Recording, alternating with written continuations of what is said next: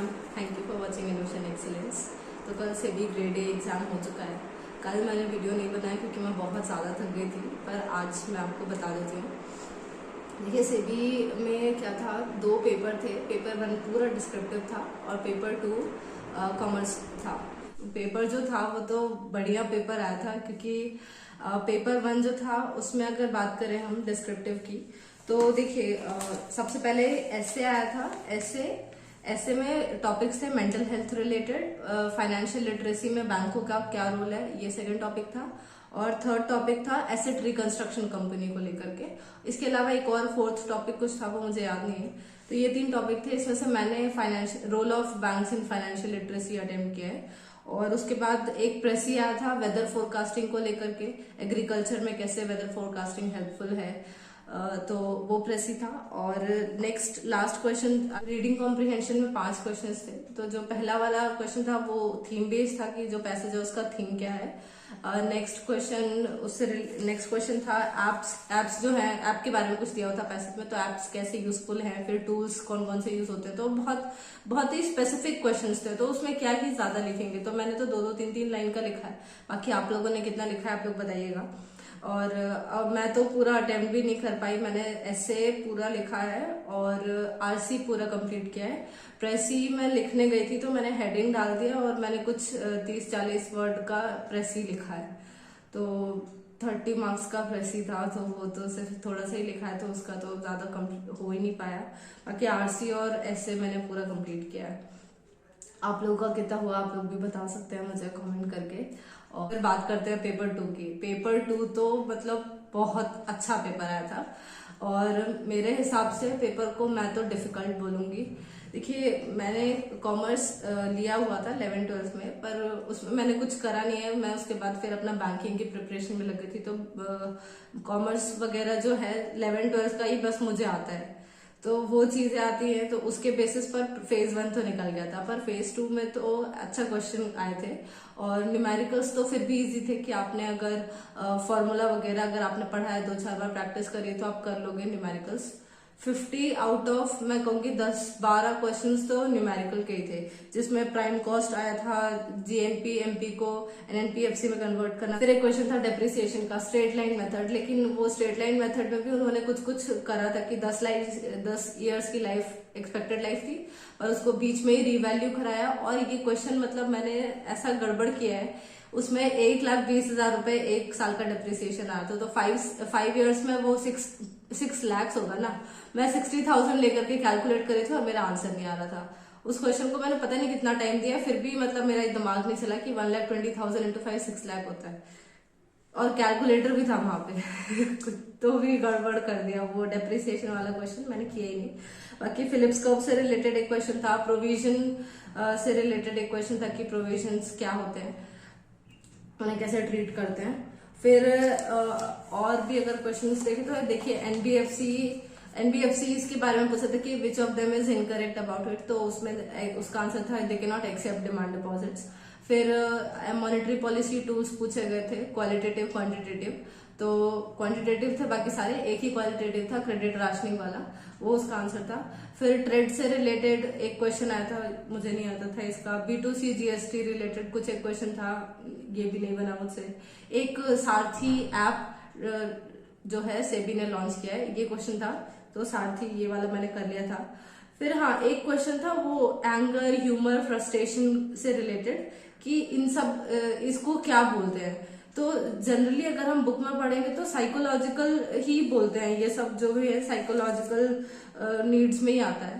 पर क्योंकि साइकोलॉजिकल के साथ साथ उसमें एक ऑप्शन और दिख रहा था इमोशनल, और ये सारे इमोशंस ही डायरेक्टली थे, तो मैंने इसमें चांस लेकर के इमोशनल लगा दिया। अब साइकोलॉजिकल होगा आंसर की इमोशनल, पता नहीं, दोनों में ही कंफ्यूजन लग रहा था, पर लगा मैंने इमोशनल दिया, क्योंकि स्पेसिफिक इमोशंस ही लिखे हुए थे, इसलिए लगा दिया।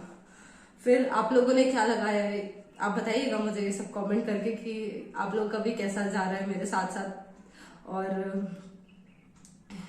फिर नेक्स्ट क्वेश्चन अगर बात करें तो इंटरेस्ट रेट पैरिटी से रिलेटेड एक क्वेश्चन आया था। देन ऑर्गेनाइजेशनल मोरल का एक क्वेश्चन था, कि which one of them is organisational moral, और मतलब उसमें भी दो ऑप्शंस तो मुझे लग रहे थे कि यही होगा। और एक क्वेश्चन था ऑर्गेनाइजेशनल मोरल रिलेटेड, तो उसमें मैंने आंसर लगाया है वर्क एनवायरनमेंट रिलेटेड, एक ऑप्शन था उसको टिक कर दिया, पता नहीं वो सही है कि नहीं। फिर लीडरशिप स्टाइल से रिलेटेड एक क्वेश्चन था जिसमें कुछ दिया हुआ था, तो उसका आंसर मैंने ट्रांसफॉर्मेशनल लगाया। आप लोग बताइएगा कि ये मैंने सही लगाया है कि गलत है। और एक क्वेश्चन था इंसेंटिव्स और रिवॉर्ड, ये वाला था। फिर एनसीएलटी को कौन अपॉइंट कर सकते थे, तो डायरेक्ट क्वेश्चन था, सीजीआई इसका आंसर है। देन इंडिपेंडेंट डायरेक्टर कितने कंसेक्यूटिव ईयर्स के लिए रह सकते हैं किसी कंपनी में, तो ये मुझे नहीं आता था। नेक्स्ट क्वेश्चन था who can become an auditor, तो ये तो मैंने सीधे लगा दिया था चार्टर्ड अकाउंटेंट प्रैक्टिसिंग। वो प्रैक्टिसिंग देख करके मुझे लगा कि ये आंसर है कि नहीं, पर फिर बाकी तो मैंने सुना नहीं कि ऑडिटर है, तो चार्टर्ड अकाउंटेंट ही लगाया। Then director of small shareholder, कितने जो स्मॉल शेयर होल्डर होते हैं वो कितने डायरेक्टर्स चूज कर सकते हैं। अब इसका आंसर मैंने लगा 1 दिया था, इसका आंसर 1 ही है कि वन डायरेक्टर जो है स्मॉल शेयर होल्डर्स चूज कर सकते हैं, पर लगाया नहीं। मैंने सोचा कि कहीं 3 हुआ आंसर, तो एक तो बहुत कंफ्यूजिंग है, इतने सारे वो फैक्ट्स पढ़े थे 1, 3, 5, 7, तो सारे के सारे में कंफ्यूजन हो जाता है। इसका आंसर 1 है, अगर आपने लगाया तो सही है।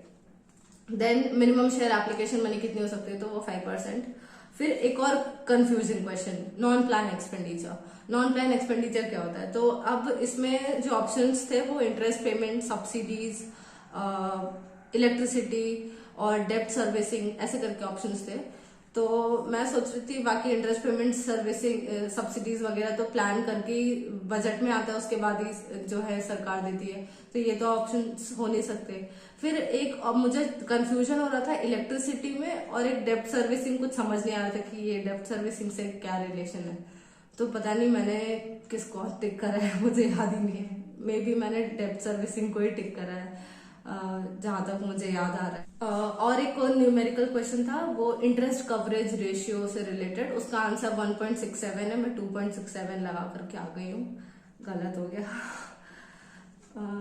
बस इतने ही क्वेश्चंस थे जितने मुझे अभी याद आए हैं, मैंने कॉपी में लिखे हुए थे, तो ये क्वेश्चंस थे। और मेरे ख्याल से तो ओवरऑल सारे पेपर मैं बोलूंगी डिफिकल्ट लेवल में था, क्योंकि जो आरसी थे उसमें भी 5-5 क्वेश्चंस थे, तो वो लेंदी हो गया था। उसमें भी समझ नहीं आ रहा था कि कितने कीवर्ड्स में लिखना, तो उसमें भी टाइम लग गया। आरसी में ही मेरे हाफ एन आवर तो आरसी में ही लग गया। फिर 20 से 25 मिनट में मैंने फिर ऐसे लिखा, और फिर वो पढ़ा पूरा प्रेसी के लिए जो रिलेटेड टॉपिक था, फिर उसको लिख उसको पढ़ने के बाद मैंने थीम डाला, और उसके बाद फिर जब शुरू करा तो मैं सिर्फ 40 वर्ड लिख पाई, और उसके बाद टाइम अप हो गया। तो इतना ही हुआ। बाकी आप लोग बताइए, आप लोगों ने क्या किया? तीनों लिख लिए थे कि आपका भी कुछ छूटा है? तो ये मेरे तरफ से तो डिफिकल्ट था। पेपर 1 में भी कुछ छूट गया, इसलिए मुझे प्रॉब्लम हुआ, वरना अदरवाइज क्वेश्चन देखिए जो टॉपिक्स है वो बहुत ज्यादा ऐसा नहीं था कि समझ नहीं आ रहा है कि क्या लिखेंगे। इजी टॉपिक्स से लिखने के लिए तो काफी कुछ था, बस टाइम कम था। और पेपर 2 तो डिफिकल्ट ही था, क्योंकि जो न्यूमेरिकल्स हैं वो तो फिर भी एक बार बन जाएंगे अगर आपको फॉर्मूला वगैरह याद था और आपने सॉल्व करा है तो। पर जो थियोरेटिकल क्वेश्चंस थे उसमें ऑप्शंस काफी कंफ्यूजिंग थे, अभी भी मुझे समझ नहीं आया बहुत सारे क्वेश्चन के आंसर की क्या क्या होंगे, तो मैं तो इसको डिफिकल्ट ही कहूंगी।